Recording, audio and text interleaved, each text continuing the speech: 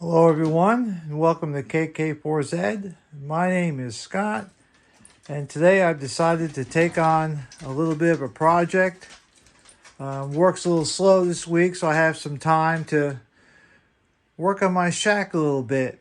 This is my current shack. As you can see, I've got some radios.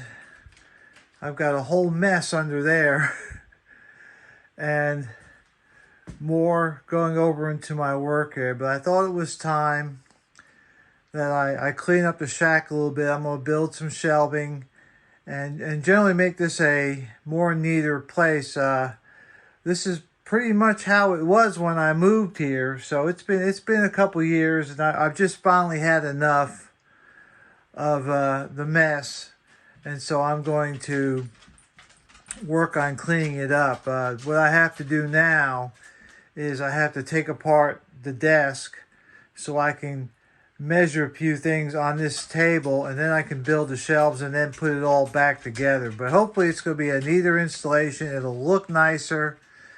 The radios will be a little more ergonomically. My intention is to put the radios back in this area and get them from the side, and then hopefully it'll be a better place for me. I also work here. This is where I do the majority of my work, and so taking on an undertaking like this, as far as taking the station apart, taking my workstation apart, and then putting it back together is not something I can just do on a whim.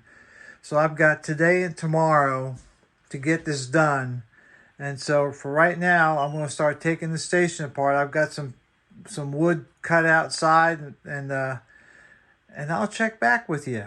It should be a fun project, and hopefully it'll be a lot better, both for work and for play. We'll see in a bit. All right, well, I'm back and making some progress on the shack redo.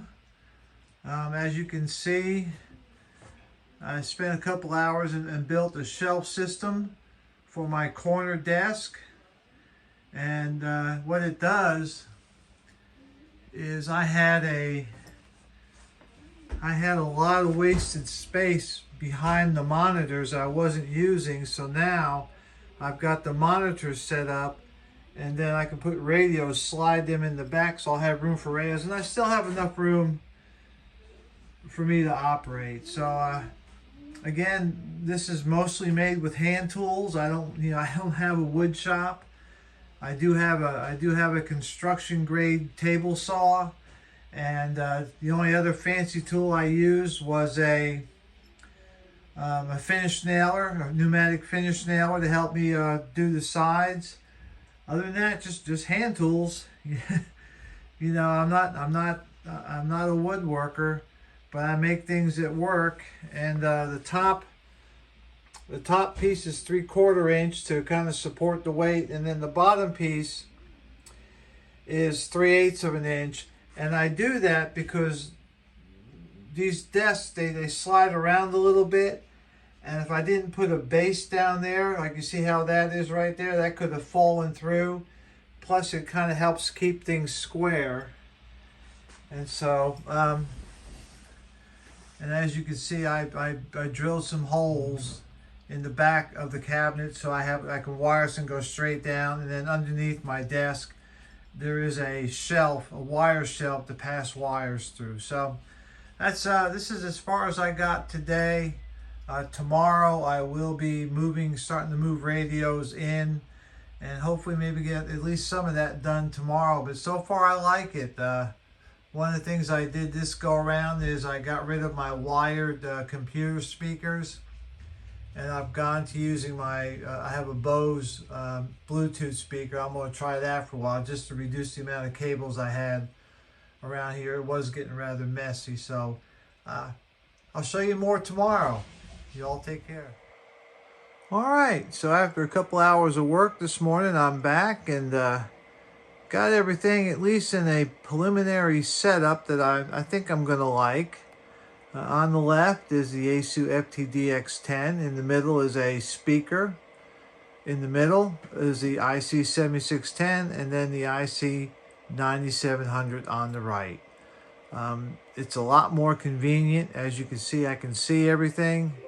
Over here on this table now is just the amplifier and the tuner. I do have one more radio to put in, a GMRS radio, but I gotta take a break. I gotta clean up a little bit. This got kind of messy because I really streamlined the amount of wires and cables I have. But anyhow, I think this is a keeper. I think it's gonna work. The FTDX10, I think that's where it's going to stay. As a field radio, it's okay, but it's heavy and uses a lot of power. And like I've said in my earlier post and in my blog, it does have some quirks. But here it will operate as a secondary radio, as more or less as a backup to the 7610. I think that's where it's going to stay. I kind of like the radio, but again, looking at the two HF radios here, if I had to get rid of one, it would still be the FTDX10. And comparing it to the 7300, again, the way I use the 7300, I would keep the 7300 and lose the FTDX10. It's a nice radio, don't get me wrong. There's things I like about it, but you know, when it gets down to if I can only have one, I would still go with the ICOMs. So that's it. I'm going to stitch this together with my other videos and get this out on YouTube.